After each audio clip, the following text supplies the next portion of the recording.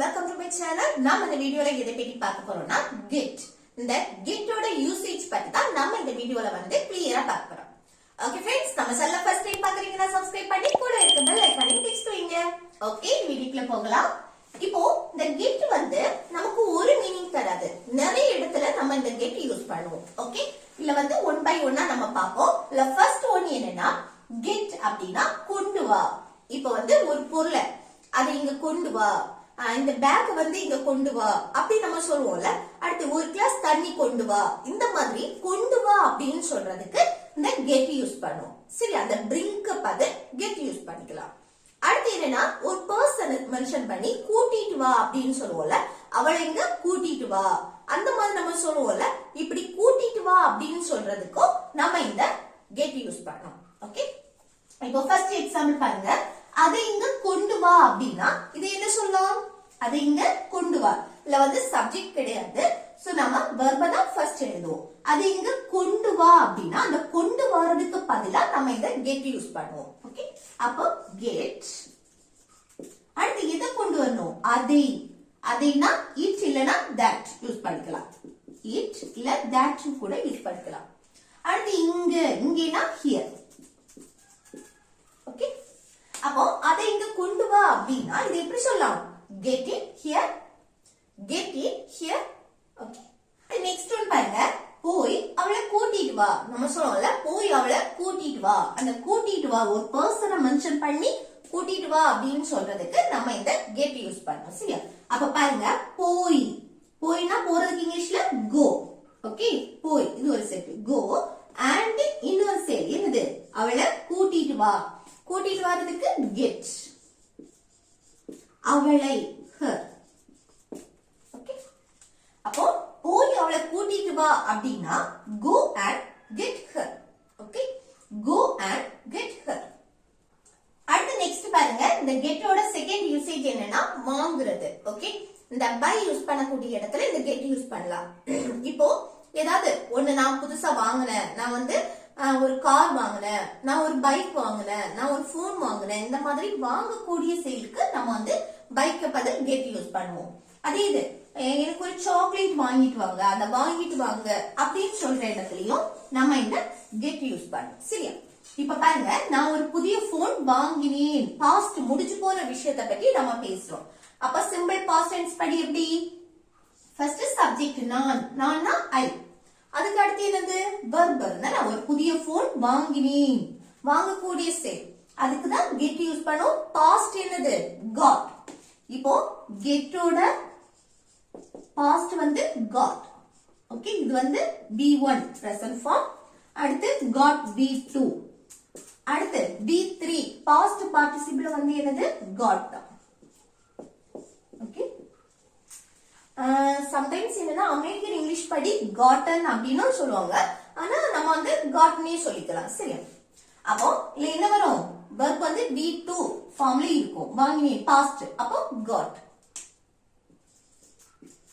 இப்போ I got அப்படின்னா நான் வாங்கினேன். என்ன வாங்கினேன்?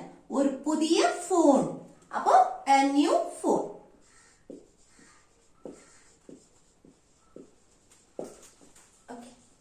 அப்ப நான் ஒரு புதிய போன் வாங்கினேன் அப்படின்னா I got a new phone.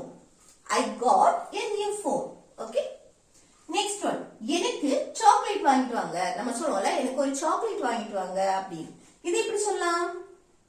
பாருங்க, எனக்கு சாக்லேட் வாங்கிட்டு வாங்க அப்படின்னா இல்ல வந்து சப்ஜெக்ட் கிடையாது, சோ வெர்ப தான் நம்ம ஃபர்ஸ்ட் எழுதுறோம். சரியா? எனக்கு ஒரு சாக்லேட் வாங்கிட்டு வாங்க ஒரு கட்டளை மாதிரி நம்ம சொல்றது. அப்ப பாருங்க, வாங்கிட்டு வாங்க அதுக்கு நம்ம get யூஸ் பண்ணுவோம் தானே? get. அதுக்கு அடுத்து என்னது? எனக்கு. getக்கு அடுத்து யாருக்கு வாங்கணும் அதை மென்ஷன் பண்ணணும். எனக்கு me. இது வந்து ஆப்ஜெக்டா மாறும். சரியா? me. அடுத்து என்ன? சாக்லேட். a chocolate.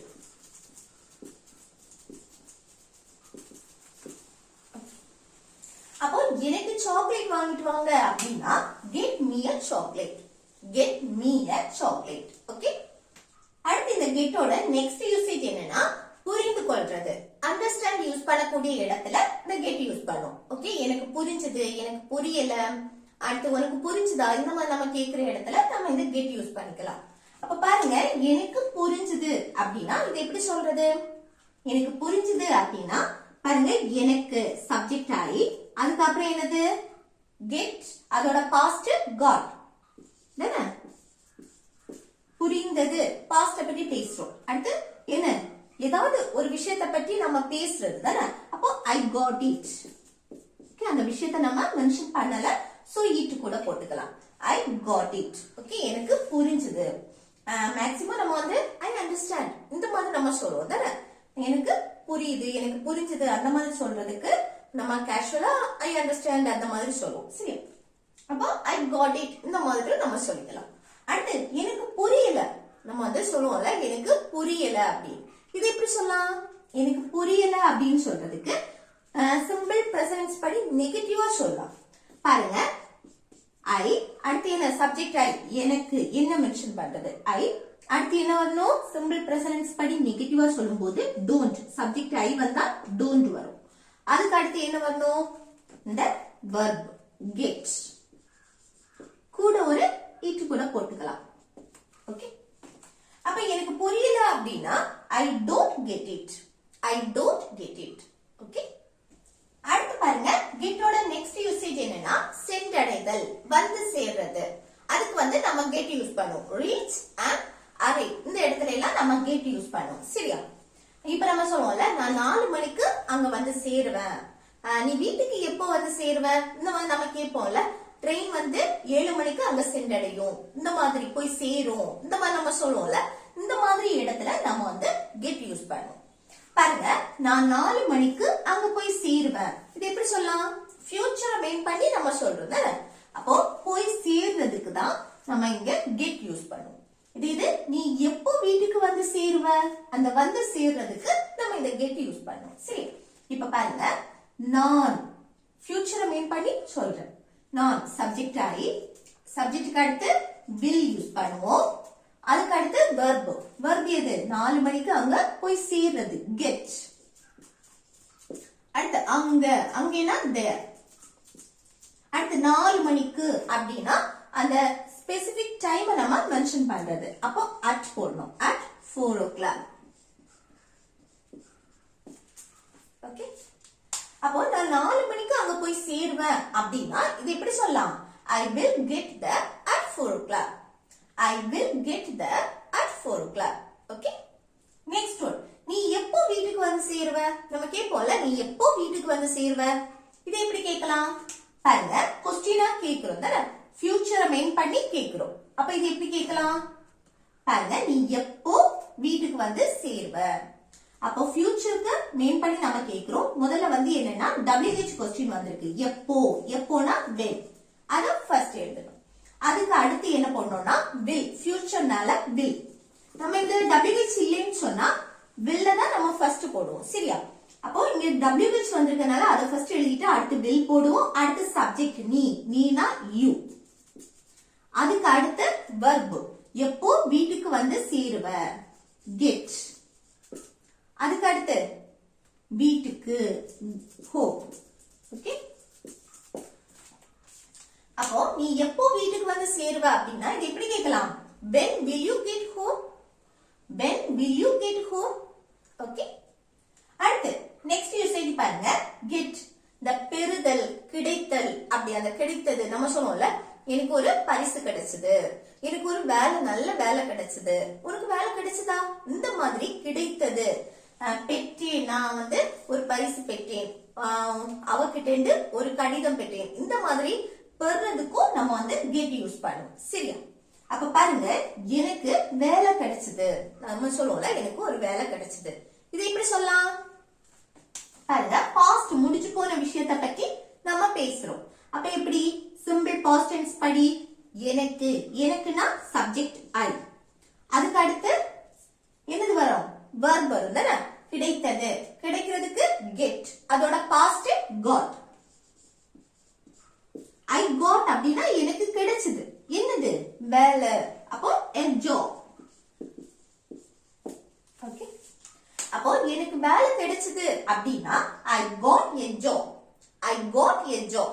ஓகே அடுத்து எனக்கு ஒரு பரிசு கிடைச்சது நம்ம சொல்லுவோம்ல எனக்கு ஒரு பரிசு கிடைச்சது இது எப்படி சொல்லலாம் சிம்பிள் பாஸ்ட் டென்ஸ் படி எனக்கு சப்ஜெக்ட் ஐ கிடைத்தது கெட்டோட பாஸ்ட் காட் அடுத்து ஒரு பரிசு a gift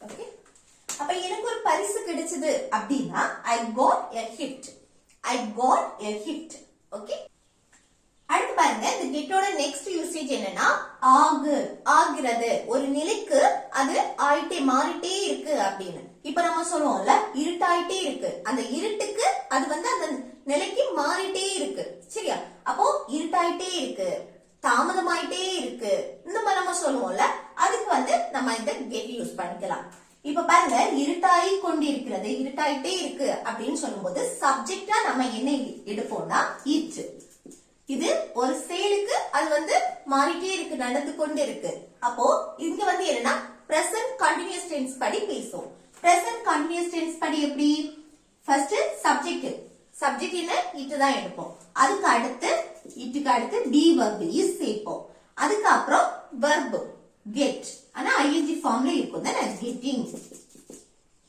அடுத்து இருட்டு dog ஓகே அப்போ இருட்டாயிட்டே இருக்கு இருட்டாயி கொண்டிருக்கிறது இந்த மாதிரி நம்ம சொல்லும் போது it is getting dark அடுத்து தாமதமாயிட்டே இருக்கு நம்ம சொல்லுவோம்ல தாமதமாயிட்டே இருக்கு அந்த நிலைக்கு மாறிட்டே இருக்கு அப்ப தாமதமாயிட்டே இருக்கு அப்படின்னு சொல்லும் போது இதுக்கும் சப்ஜெக்ட் என்ன இதுதான் சொல்லுவோம் அடுத்து இது வந்து அந்த நிலைக்கு மாறிட்டே இருக்கு present continuous tense படி சொல்லுவோம் it கூட be verb சேர்ப்போம்னா it's it is னு சொல்லலாம் இல்ல it's னு சொல்லலாம் அடுத்து என்ன verb getting அதுக்கு அடுத்து தாமதம் late ஓகே அப்போ தாமதமாயிட்டே இருக்கு தாமதமாகி கொண்டிருக்கிறது இந்த மாதிரி நம்ம சொல்லும்போது it's getting late ஓகே அடுத்து நம்ம சொல்லுவோம்ல எனக்கு கோவம் வந்தது அவன் கோவப்பட்டான் நான் கோவப்பட்டேன் இந்த மாதிரி நம்ம சொல்லுவோம்ல கோவப்படுறத மென்ஷன் பண்ணும்போது நம்மால கெட் யூஸ் பண்ணலாம் be verb யூஸ் பண்ணுவோம் ஆனா கெட் யூஸ் பண்ணிக்கலாம் இப்ப பாருங்க எனக்கு கோபம் வந்தது அப்படின்னா இது எப்படி சொல்றது நான் கோவப்பட்டேன் எனக்கு கோபம் வந்தது இந்த மாதிரி நம்ம சொல்லும்போது எனக்கு சப்ஜெக்ட் ஆகி பாஸ்ட் முடிச்சு போன விஷயத்தை பத்தி பேசுறோம் அடுத்து கோபம் வந்தது அப்படின்னா அந்த மெயின் வெர்பா ஹார்ட் யூஸ் பண்ணிக்கலாம் ஓகே கெட்டோட past got okay got I got எனக்கு வந்தது என்னது கோபம் angry okay I got angry எனக்கு கோபம் வந்தது இல்ல நான் கோபப்பட்டேன் இந்த மாதிரி சொல்லும் போது ஐ got angry okay next get வந்து எழுந்திரி அந்த எழுந்திரிக்க கூடிய செயலுக்கு நாம வந்து இந்த கெட் யூஸ் பண்ணுவோம் இப்ப வந்து தூக்கத்துல இருந்து எழுப்போம்ல எழுந்திரு சீக்கிரம் நேரம் ஆகுது அப்படி எல்லாம் நம்ம சொல்லுவோம்ல அப்ப அந்த எழுந்திரி வேக்கப் அதுக்கு பதிலா நம்ம வந்து கெட் அப்னு யூஸ் பண்ணுவோம் எழுந்திரு அப்படின்னா கெட் அப் ஓகே எழுந்திருனா கெட் அப் அடுத்து நெக்ஸ்ட் பாருங்க இந்த கெட்டோட நெக்ஸ்ட் யூசேஜ் என்னன்னா இந்த உள்ளவா அப்படின்னு சொல்றதுக்கு நம்ம யூஸ் பண்ணுவோம் உள்ளவானா கெட் இன் ஓகே அதே இது வெளிய போ அப்படின்னா கெட் அவுட் ஓகே வெளிய போனா கெட் அவுட் அடுத்து காருக்குள்ள ஏறு இந்த காரா இருக்கட்டும் ஆட்டோவா இருக்கட்டும் டாக்ஸி இந்த மாதிரி சின்ன வாகனத்துல ஏறுறதுக்கு நம்ம என்ன சொல்லுவோம் ஏறுறதுக்கு get in the car okay get in use பண்ணணும் உள்ள ஏறுறதுக்கு சரியா get in the car அடுத்து கார்ல இருந்து இறங்குறதுக்கு நம்ம get out யூஸ் பண்ணுவோம் ஓகே get out ஆனா இதுல ஒரு off கூட சேர்க்கணும் சரியா get out of the car okay காருக்குள்ள ஏறுறதுக்கு ஆட்டோக்குள்ள ஏறு அப்படின்னா get in the auto இந்த மாதிரி நம்ம சொல்லணும் அடுத்து கார்ல இருந்து இறங்கு அப்படின்னு சொல்லும்போது get out of the car இது ஆட்டோல இருந்து இறங்குனா get out of the auto okay இந்த மாதிரி நம்ம சொல்லுவோம் அடுத்து பேருந்தில் ஏறு இப்போ நம்ம வந்து ஏறி தலை தட்டாம நடந்து மூவ் ஆகுறோம் தானே அப்ப அந்த வாகனத்துல நம்ம ஏறுறதுக்கு நம்ம அங்க என்ன யூஸ் பண்ணுவோம் get on get on the bus. Get on the bus. Train இருக்கட்டும். அப்போ get on the train. இந்த மாதிரி நம்ம சொல்லணும். அடுத்து பேருந்திலிருந்து இறங்கு. பஸ்ல இருந்து இறங்குறதுக்கு get off. சரியா? Get off. Get off the bus. இந்த மாதிரி நம்ம சொல்றோம். சரி. அடுத்து நெக்ஸ்ட் பாருங்க get married. இப்போ மேரேஜ் பண்றத பத்தி பேசும்போது நம்ம இந்த get யூஸ் பண்ணுவோம். இப்ப பாருங்க அவன் மீராவை திருமணம் செய்து கொண்டான். அவன் வந்து மீராவை என்னது மேரேஜ் பண்ணான். இல்ல உனக்கு இன்னும் மேரேஜ் ஆகலையா? இந்த மாதிரி நம்ம கேட்கும் போது get married யூஸ் பண்ணிக்கலாம். சரியா? இப்ப பாருங்க அவன் மீராவை திருமணம் செய்து கொண்டான். ஓகே, பாஸ்ட் முடிஞ்சு போன விஷயத்தை பத்தி பேசுறோம். அப்ப பாருங்க சிம்பிள் பாஸ்ட் டென்ஸ் படி. அவன்னா சப்ஜெக்ட் he. அடுத்து verb எது? திருமணம் செய்து கொண்டான். அதுக்கு இந்த கெட்டோட பாஸ்ட் என்னது? got married. அந்த மாதிரி சொல்லணும். Okay, got married. யார? மீராவை. இப்ப மேரேஜ் பண்றோம், யார மென்ஷன் பண்றோமோ to போட்டு அவங்கள சொல்லணும். Okay, to Meera.